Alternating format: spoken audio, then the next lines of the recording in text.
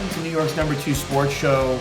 The Yankees sweep the Chicago White Sox at Yankee Stadium to improve to a 7-game winning streak. So Yankees are just rolling right now, and their record on the season sits at 33-15. So they are actually tied in the loss column with the Orioles, but have 4 more wins.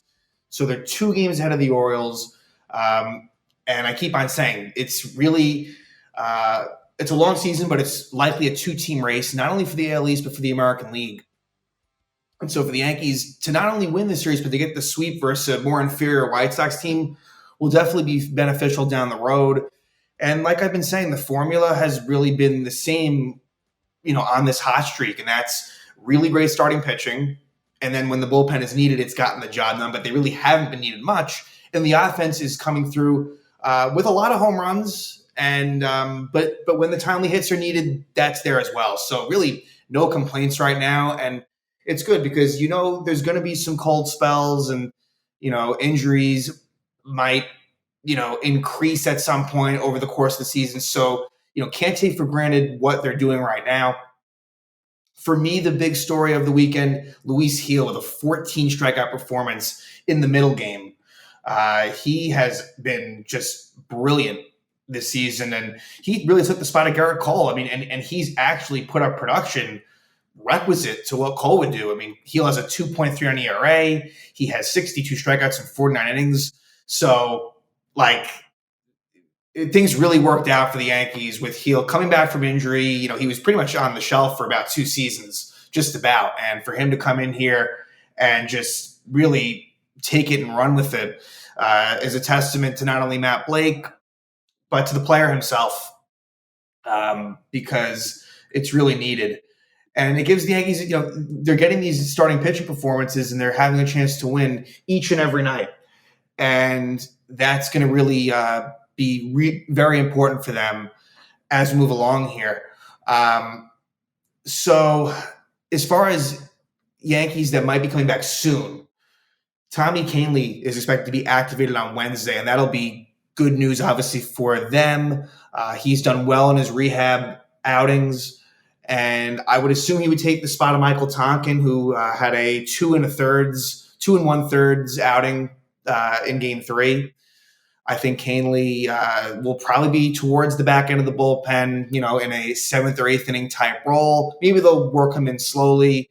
But, with what's out there, even though they've done a good job, and to me, Luke Weaver deserves to really be at the top of that pecking order behind Clay Holmes. Kahnle will be one of the more relied upon relievers. And then DJ LeMahieu as well. Seems like he's not too far off. I'm thinking with him, if he doesn't have a setback, probably 1 to 2 weeks away at most. And he'll come back somewhere on that West Coast trip, which begins less than a week from now.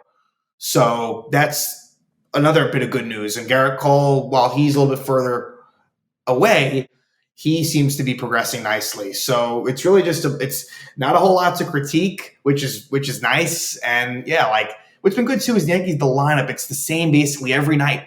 The only difference is you have the Wells or Trevino, and then Cabrera or Birdie. Everything else, it just kind of fits 1 through 7. And that's a winning recipe. For everyone to know their role and for things not to fluctuate. Because we've seen a lot of that, in recent seasons. And to have this stability is great.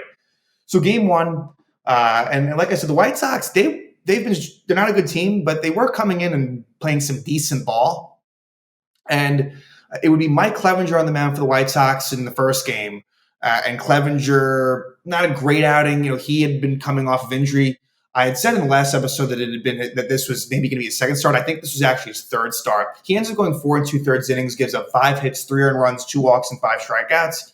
And for the Yankees, Nestor Cortez, his Yankee Stadium success continues. He's been excellent at home. I wish we could figure out why he hasn't been so good on the road, but at home, really, really good. 7 innings, 5 hits, 1 run, and that run was not earned because of an Oswaldo Cabrera error, I believe it was.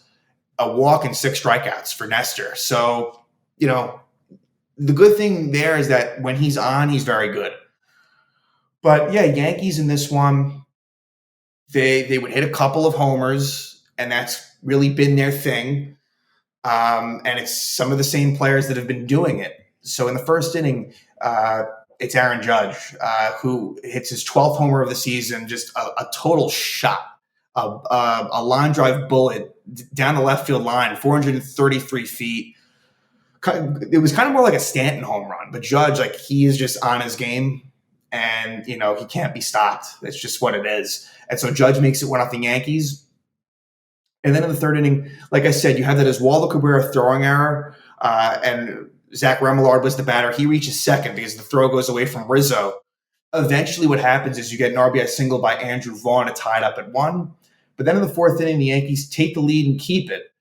It would be a Judge walk. Then he goes to second on a pass ball, and then Alex Verdugo gets an RBI double to give the Yankees a 2-1 lead. And then Giancarlo Stanton gets an RBI double, and he would not be done. Stanton makes it 3-1. He has looked very good. If Stanton can stay healthy, he can put up good numbers. Health has really always been the thing. Is he streaky regardless of that? Yes, he is. But if he can just stay on the field, he will put up not just decent numbers, good numbers. So that makes it 3-1 right there. Then let's go to the sixth, and Giancarlo Stanton, he homers. His 10th homer of the year, makes it 4-1. So again, there's lots of extra base hits, not only homers, but also doubles. He's hitting the ball hard. And so the Yankees take a 4-1 lead, and Nestor would, like I said earlier, pitch 7 innings. We go to the eighth. Ian Hamilton comes on. For Ian Hamilton, it's been mostly bad for what feels like about a month now. Hamilton, who recently had a couple of good outings, and I thought maybe he was ready to turn it around. That wasn't enough to change my opinion that he's just, out of anyone in the bullpen, he's kind of the one that him and I guess Caleb Ferguson, although, I don't know. And that sucks because Hamilton really was maybe most relied upon after Holmes for a long time due to injuries and whatever, and what else. But leadoff double Tommy Pham, RBI single Andrew Vaughn. Then after a strikeout, Gavin Sheets gets an RBI double. Not an RBI double, a double that makes it second and third. So Hamilton's out of the game, and Caleb Ferguson comes on and does a really nice job. Gets out of Hamilton's mess. Second and third, 1 out. Benintendi strikes out, and Corey Julks lines out. So keeps it at 4-2. We go to the ninth, and Clay Holmes comes on, and he gets a 1-2-3 inning. Holmes continues to just be great. I will say, it was not a 1-2-3 inning. There was a 2-out walk to Remillard, but the strikeout to Pham was outside. Like, he does get a lot of calls from the umps. I honestly think why that's happening is because his ball is really tough to pick up.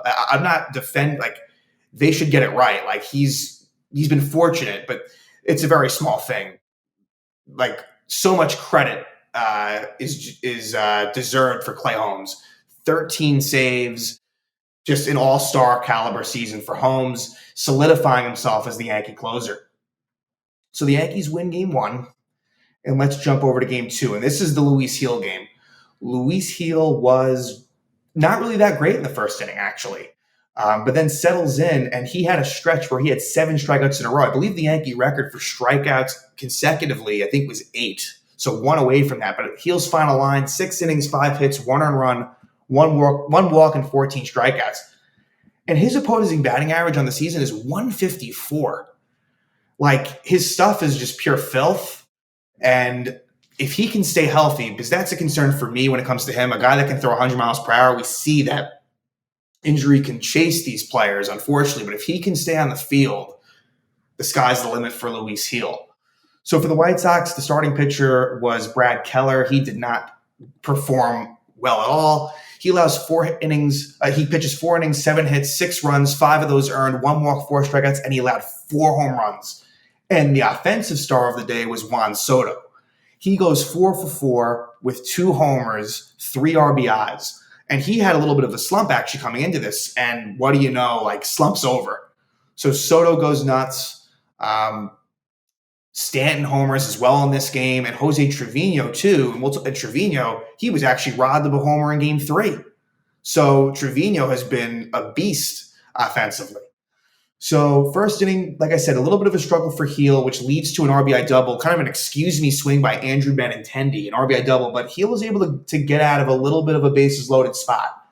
We go to the bottom of the first, and Juan Soto hits a solo homer to tie it up at 1, his 10th homer of the year. And then later on in the inning, Giancarlo Stanton, another extra base hit, an RBI double for Stanton to knock in Verdugo to give the Yankees a 2-1 lead. Bottom of the second, Jose Trevino homers again. It's his 5th homer of the season, makes it 3-1. And then, not to be outdone, Juan Soto back at it. He gets an RBI single to give the Yankees a 4-1 lead. And then in the 3rd inning, Giancarlo Stanton to right center field, his 11th homer of the year. It's great to see because he really, really struggled for the first maybe 3 weeks of the season. And since then, he's really been probably one of the hottest hitters in the game. Judge kind of has that mantle more than him, but I'm sure if you can, butter knife some of the numbers since a certain point, I'm sure Stanton has to be atop at least the American League in certain power stats and OPS. I know he doesn't walk much, but I guess slugging more so than anything. So that makes it 5-1. Heel at this point is in a great groove, and then the 5th started out. Juan Soto homers again, so he hits his 11th homer of the season to give the Yankees a 6-1 lead. Let's see here. Heel ends up going 6 innings. Nick Burdi comes on, and for Burdi, a good bounce back outing for him after he struggled in Tampa. He goes 2 innings, 1 hit, no earned runs, no walks, and 2 strikeouts. What else? And then in the 9th, Dennis Santana comes on and pitches a 1-2-3 inning. So the Yankees win 6-1. These are wins that are happening that they're not even all that close. Really, the closest one was that Friday, the last game, the Nestor Cortez started game where they won 4-2. And even that one, you never really felt like it was in doubt. So now game 3. What's kind of interesting is that we've seen the other teams, they'll score, they'll actually take the lead even, but then the Yankees will respond right away and then just, they'll cruise from there. And that happened in this one as well. So it's Carlos Rodon, and it was actually Rodon's first outing versus the White Sox since he left there. And he came up in the White Sox organization, was there for a while. So I'm sure it meant a lot to him. He ends up going 6 innings, 4 hits, 2 earned runs, 2 walks, 6 strikeouts. So a solid outing for Rodon. He improves to 5-2. Very consistent for Rodon. That's what I like to see. It's he's not, last year there was so much volatility and really not even all that much upside. This year it's he's just finding a way to stay with it, not letting games get away from him. His mental approach seems better. He just seems more comfortable. And then for the White Sox, it was Chris Flexen, who did not have a good outing. 4 innings, 8 hits, 7 earned runs, 1 walk, 4 strikeouts for Flexen. But in this game, a lot of production from the bottom of the order. 6 through 9 really getting it done. Rizzo, Torres, Trevino, and Burdi. So White Sox take the lead in the 2nd inning. Corey Julks homers off of Rodon, and then you get an RBI triple by Zach Remillard to make it 2-0. And then a nice play by Trevino to end that inning where he picks off Remillard off of third base, where there was a check swing and everyone was kind of paying attention to the first base ump. And Trevino, really smart move to throw in Burdi to be alert, to make the tag and get him out. But the Yankees get the 2 runs right back in the 2nd inning, thanks to a 2-run single by Jose Trevino. Opposite field, good piece of hitting. And now I take back everything I said earlier in the year. Clearly the reason why he wasn't doing so well last year was that wrist injury. And so what we saw in the first half of 2022 offensively from Trevino is back and more. So really good to see. So that makes it 2-2. And then in the 4th inning, the Yankees would take the lead for good. After a couple of singles by Rizzo and Torres with 2 out, an opposite field home run for John Burdi. So John Burdi hits his first homer as a Yankee. Definitely a Yankee Stadium home run. I think it would have only been a home run at Yankee Stadium and in Cincinnati. But, you'll take it, and it gives the Yankees a 5-2 lead, and Burdi has done a nice job ever since he got traded over from the Marlins. We go to the bottom of the 5th, and another Yankee Stadium home run, and this time it's Aaron Judge. And I think this would have only been a home run at Yankee Stadium. His 13th homer of the year, just crazy. His OPS is now 980. And this is why he's one of the best players in baseball. So that makes it 7-2. That would be all for Chris Flexen. Rodon goes 6 innings, like I said. And then Michael Tonkin did a nice job in this one. He goes 2 1/3 innings, 2 hits, no earned runs, 1 walk, 2 strikeouts. He got in a little bit of trouble in the 9th, so they had to bring on Clay Holmes. And that was – I wish they didn't have to do that, because now I feel like he might be somewhat compromised heading into the Mariners series. He only threw 4 pitches, so hopefully that's factored in. It was a quick 2 outs for Holmes, and the Yankees win the series. They sweep the White Sox. They win the 3rd game 7-2. And so, like I said, they're 33-15, and now they'll have an interesting 4-game set with the Seattle Mariners at home. Seattle right now leads the American League West. Their record is 25-22. They have really good pitching. And I feel like they've given the Yankees some trouble in recent years. And so this is a little bit, certainly a better test, I think, for the Yankees, obviously, than this White Sox series. And I want to give the pitching matchup. So it'll be Logan Gilbert versus Marcus Stroman in game one. And Logan Gilbert has had a really, really nice start to the season. Yankees have had some success against him at times. So we'll see if that can come into play here. And then it'll be Brian Wu against Clark Schmidt. Brian Wu, he was injured for most of the season, came back recently. He's a good young arm for the Mariners. And, of course, Clark Schmidt's been really excellent for the Yankees.